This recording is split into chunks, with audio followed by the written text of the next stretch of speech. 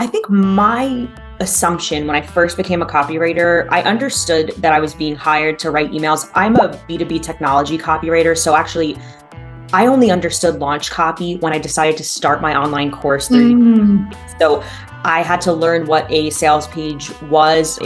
I was dumbfounded that people were writing really long sales pages because in B2B tech, you have a short squeeze page, and then you rely on a lot of additional content to nurture people down the funnel because it's such a long sales cycle. Whereas with launch copy, it's more conversion oriented. So I didn't really understand the power of email. I looked at my inbox as that place that promotional flyers from furniture stores and clothing stores came to, and I just was constantly unspamming.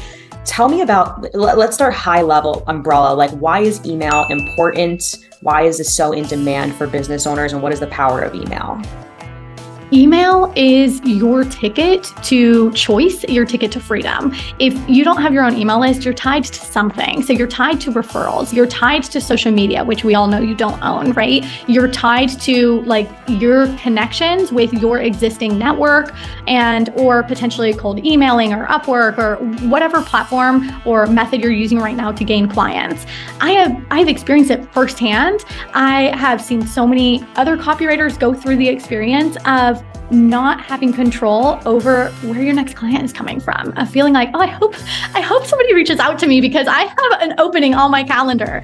And when you have an email list, when you cultivate a warm list, an engaged list of ready to buy clients, or if you put out digital products, customers, then you have immediate control over your future. You have immediate control over when you're making your next dollar, when you want to do something new in your business and already have a warm and engaged list that you can send that to. So it basically just allows you the choice to control your financial freedom, but then also control your opportunities. That's why I like it, because I'm an ideas person. I come up with new ideas all the time. I'll run one-time services or masterclasses or whatever to my audience. And I know I don't need to go and cultivate a list. I don't need to go and find these people. I've already got them there. And I know personally many people who've lost access to their social accounts, people with, 1,000 followers, people with tens of thousands of followers and had to start from the ground up.